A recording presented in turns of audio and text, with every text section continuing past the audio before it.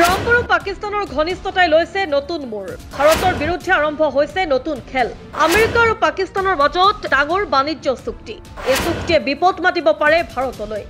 বিশ্বৰ ৰাজনীতিৰ প্ৰতিদিনে কিবা নহয় কিবা এটা ডাঙৰ ঘটনা ঘটিয়েই থাকে, কিন্তু এইবাৰ কাহিনী হৈছে পাকিস্তান আৰু আমেৰিকাৰ। কেৱল কেইদিনমানৰ ভিতৰত সম্পূৰ্ণ হ'ব পাৰে এক বাণিজ্য চুক্তি, আৰু যিয়ে পাকিস্তানৰ অৰ্থনীতিৰ ছবিখনেই সলনি কৰি দিব পাৰে। এই সমগ্ৰ ঘটনাক্ৰমটো কি জানো আহক। 25 জুলাই তাৰিখে আমেৰিকাৰ ৱাশ্বিংটন ডিচিৰ আটলাণ্টিক কাউন্সিলত অনুষ্ঠিত এটা অনুষ্ঠানত পাকিস্তানৰ বৈদেশিক মন্ত্ৰী ইছাক ডাৰে কৈছিল যে আমি আমেৰিকাৰ সৈতে এখন ডাঙৰ বাণিজ্য চুক্তি কৰিবলৈ আগবাঢ়িছো, আৰু এই চুক্তি কেইদিনমানৰ ভিতৰতে সম্পূৰ্ণ হ'ব পাৰে। তেওঁ কৈছিল যে পাকিস্তান আৰু আমেৰিকাৰ বাণিজ্যিক টিমসমূহে এতিয়া চুক্তিৰ খচৰা প্ৰস্তুত কৰি সম্পূৰ্ণ কৰিছেই, মাথো চূড়ান্ত সংশোধনৰ কামহে বাকী আছে। এই সকলোবোৰ ঘটিছে আমেৰিকাৰ ৰাষ্ট্ৰপতি ডোনাল্ড ট্ৰাম্প আৰু পাকিস্তানৰ মাজত গঢ় লৈ উঠা এটা নতুন সম্পৰ্কৰ পৰিপ্ৰেক্ষিতত। কেইদিনমানৰ আগতে পাকিস্তানৰ সেনা প্ৰধান আসিম মুনিৰ ৱাশ্বিংটন গৈ ট্ৰাম্পৰ লগত দেখা কৰিছিল। লিবাৰেশ্যন ডে টাৰিফ নামৰ আমেৰিকাৰ নতুন আমদানি টেক্স পদ্ধতি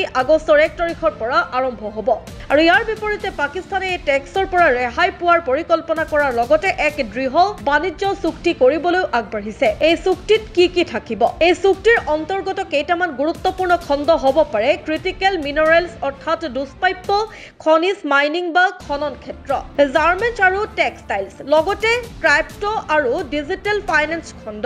2024 চনত পাকিস্তান আৰু আমেৰিকাৰ মাজত মুঠ বাণিজ্যৰ পৰিমাণ আছিল $7.3 বিলিয়ন। এই সম্পৰ্ক আৰু গভীৰ কৰিবলৈ পাকিস্তানে বৰ কৌশলগতভাৱে আগবাঢ়িছে।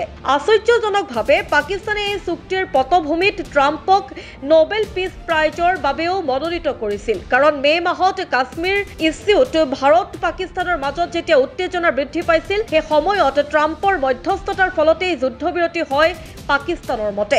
এই পদক্ষেপে ট্ৰাম্পক শান্তিৰ দূত হিচাপে প্ৰতিষ্ঠা কৰিছে। এতিয়া প্ৰশ্ন হৈছে যে এই চুক্তিখন কেতিয়া হ'ব?